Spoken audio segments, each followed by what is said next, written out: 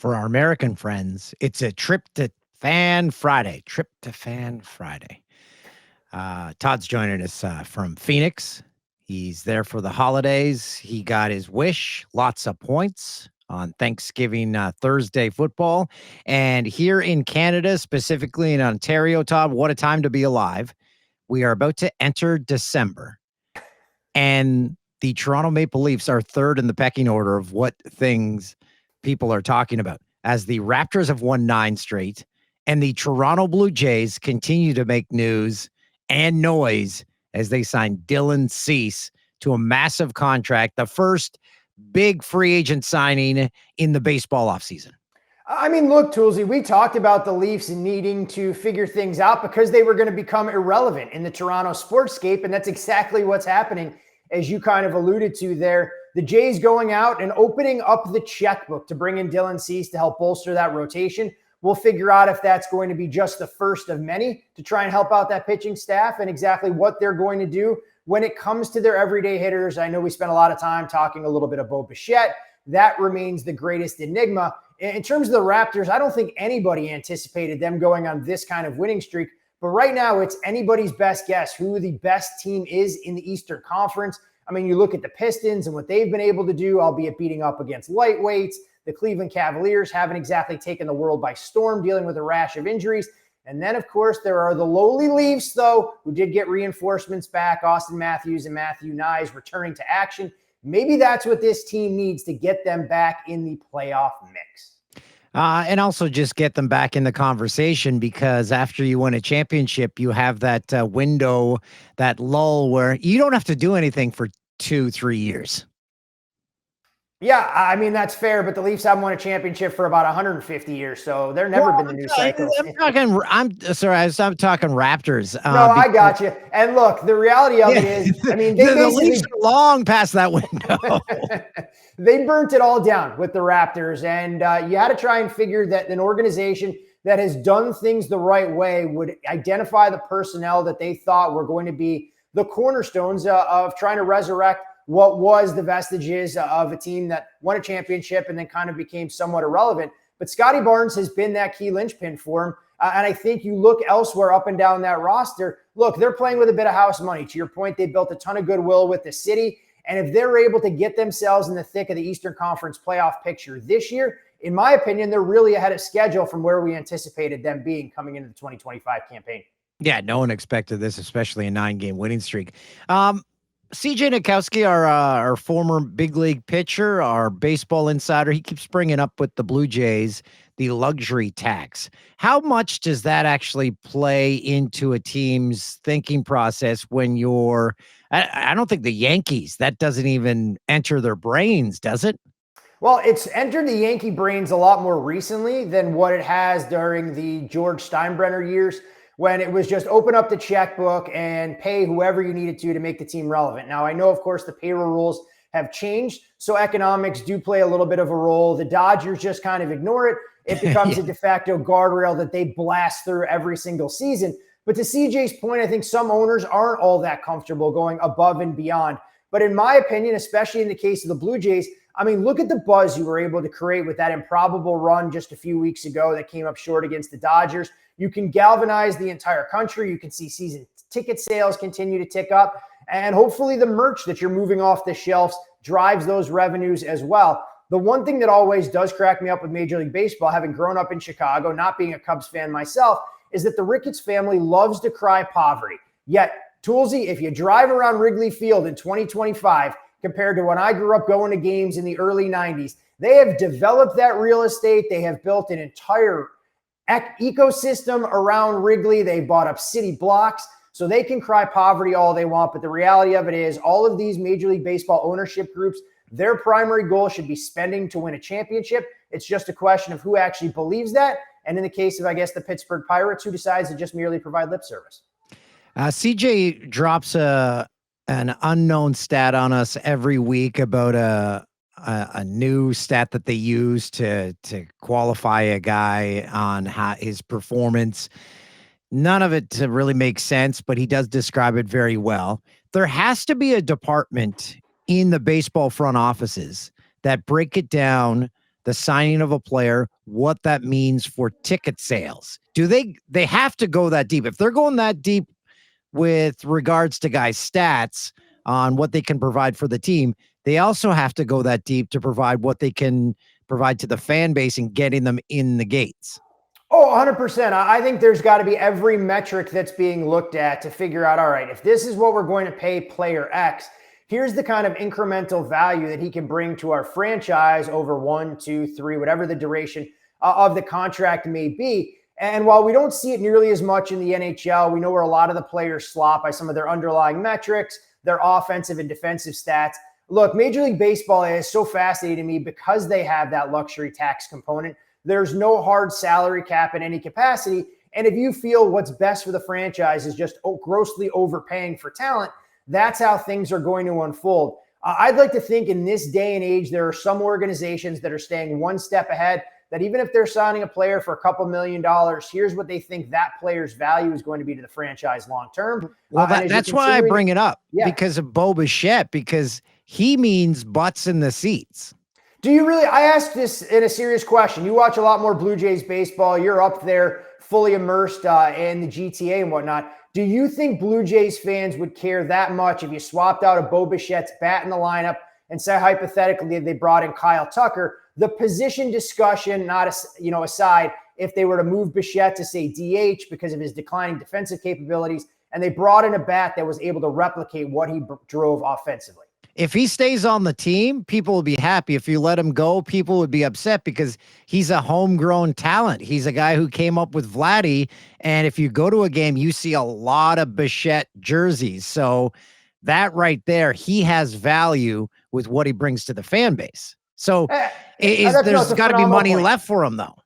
Well, that's the big question is where do they see a potential contract extension for Bo Bichette with some of the other players that they're exploring in the free agent market? Look, I was blown away when I saw the deal terms for Dylan Cease, 7 years, $210 million for a guy that, quite frankly, I thought underachieved for long stretches this year with the Padres. At the same time, the Jays know they have to capitalize on that momentum that's there. They need to bring in arms that are more than capable of giving them 150 to 200 innings. And the one thing about Cease is if he's able to regain the form that we saw for long stretches with the White Sox, he's about as dynamic as there is in the strikeout department. And I think for a fan base, that's much sexier and more attractive than a guy who's going to slot as a third or fourth starter. He's going to pitch to contact. He may eat up innings, but he's not going to put up those gaudy K numbers that when you're flipping on the highlights on a Tuesday in early August, here's Dylan Cease with a 6-inning, 12 strikeout type effort.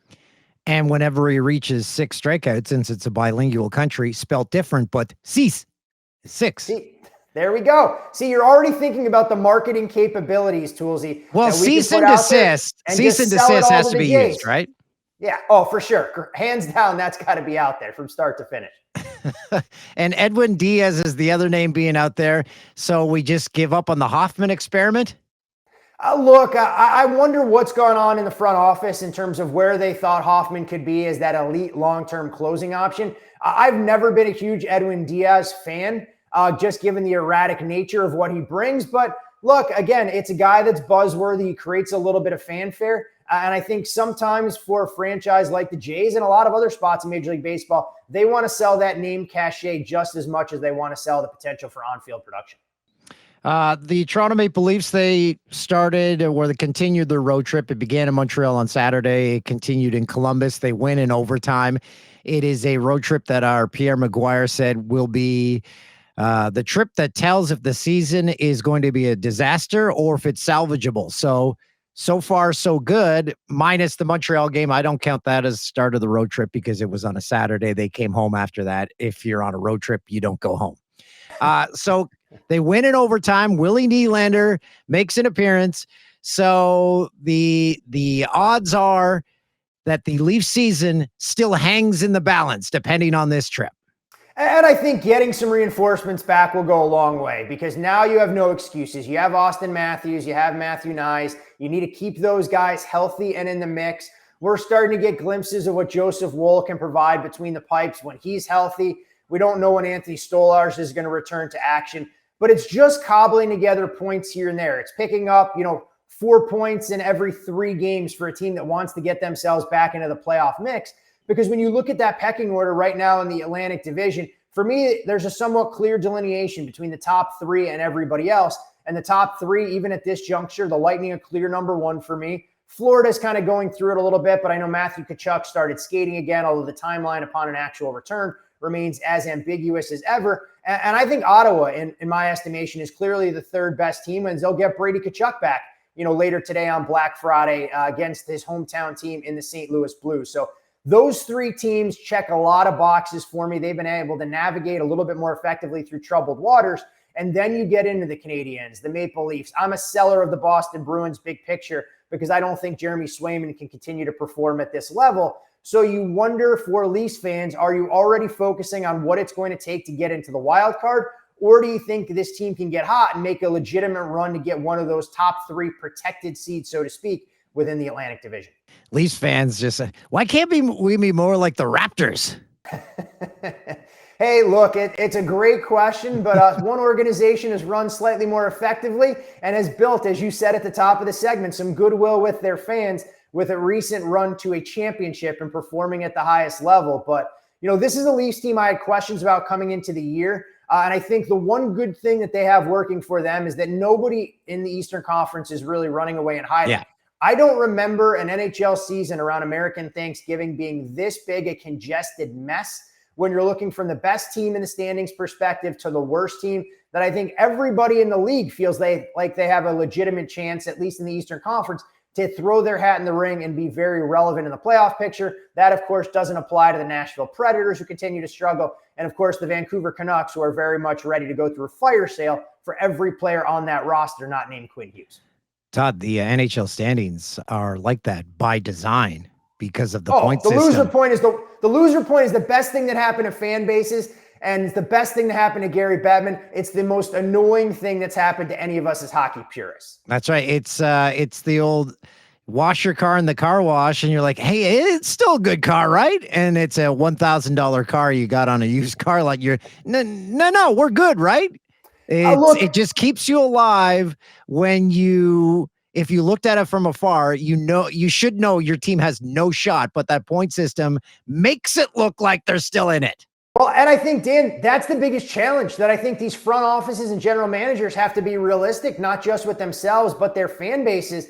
You can make a case that Calgary, flirting with playoff relevance a season ago with the way that roster is constructed, was the worst thing for the Flames from a long-term rebuild perspective. Like, what are you going to do if you're any of these NHL GMs? Oh, yeah, we can try and get into the playoffs. Look, if you're not going to win a playoff series, just getting to the playoffs to get that extra gate receipt, if it sets the rebuild back 2, 3, maybe even some cases longer than that years, it's a very difficult proposition. But I think you're exactly right. It sells a ton of hope. But as we know as sports fans, the most dangerous thing for any fan base is the hopium that they look for Monday through Friday.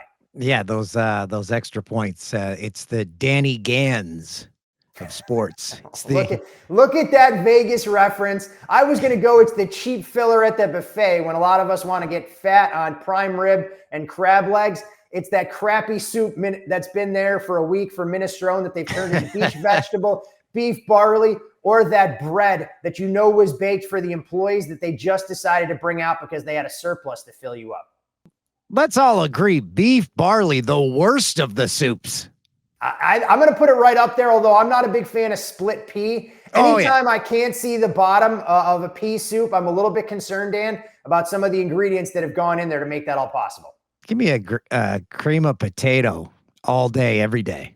A little bit of leeks thrown in there, a little bit of sour cream on top, some bacon. You cannot go wrong, especially this time of year with some cream of potato. The Thanksgiving games, all three had, I think, 52.5 totals. 2 of them went over, so we had big numbers. But the Kansas City Chiefs, they get beat by the Cowboys, and now the Chiefs may not make the postseason. It's getting late early for the Kansas City Chiefs right now, who sit right there at 500. And at last check, they were right about a pick 'em to make the playoffs. Patrick Mahomes didn't exactly sound his normally upbeat self in the wake of that 31-28 defeat. The Chiefs dealing with some injuries as well. They could be down as many as 3 offensive line starters going into next Sunday Night Football's game against the Houston Texans, a contest that I'm sure we'll talk about in greater detail a week from now. And here are the Cowboys starting to really figure things out on the offensive side. A legitimate case to be made that that's a top 3 offense when Dak Prescott is healthy. We've seen the 1-2 punch from George Pickens and CeeDee Lamb. They're getting a little bit of a ground game with Javonte Williams as well. But the AFC right now, the good thing for the Chiefs is that nobody is running away and hiding. Yes, the New England Patriots have the best record, but the Colts are going to trot a quarterback who rumors are swirling that he's got a broken lower leg he's going to play through against the Texans. The Bills and Steelers, one of those teams is going to come away saddled with another loss this weekend. So this is as wide open as we've seen the AFC in recent memory. And that's before we get into the gong show that was the Baltimore Ravens offensively. I mean, 5 turnovers, 4 fumbles, including Isaiah Likely going in for a 1-yard score. Lamar Jackson looks like a shell of himself. Look, if you gave me all that toolsy 401k money to try and invest in an AFC future right now, I'm not sure what direction I'd even go in. And I think that's why odds makers have pretty much everybody priced as low as 4.5 to 1, upwards of 10 to 1, and you can throw a blanket over that entire bucket of teams. I usually get your take on the highest total of the week. I'm switching gears this week, and I want to know how much it would take for you to attend the Browns-Niners game. How much would what would someone have to do to get you to that game? It's a 35.5 total, and it's supposed to be horrible weather. What would you need to get you to sit through that entire game in Cleveland? So here's where the question gets a little bit more nuanced. Would I have to physically drive myself through Cleveland traffic and that inclement weather to attend the game, or would somebody make sure that my transportation was provided and I wouldn't have to be the one responsible for driving through all that muck and mush? Okay, so here's how I always frame it. I say, okay, if you had me in a suite, you got me there, flights, hotels, everything paid for. Then I say I would go, if that was the case, plus 5K. You give me $5,000.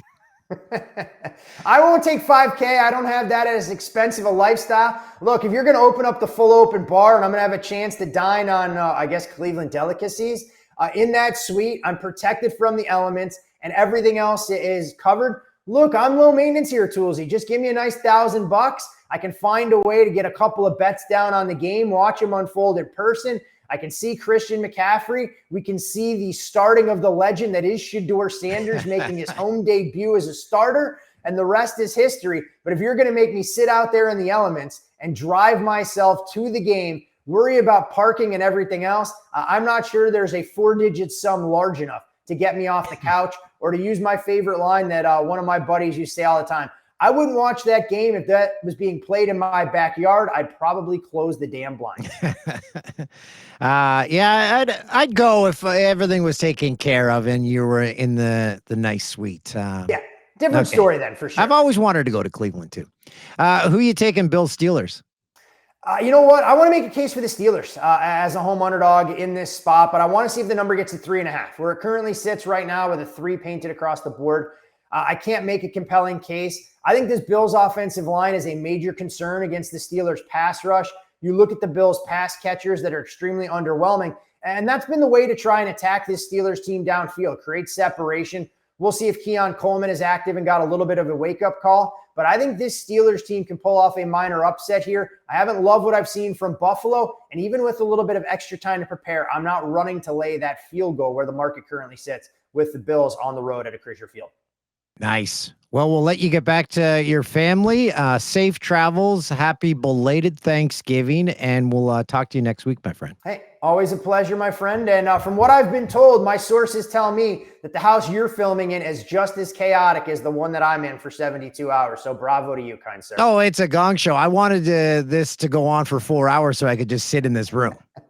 Well, you can tell your family members that the show is going on for 4 hours. You can keep your noise-canceling headphones on, and your secret will be safe with me and, of course, our entire viewing audience. Perfect. Our secret is safe here.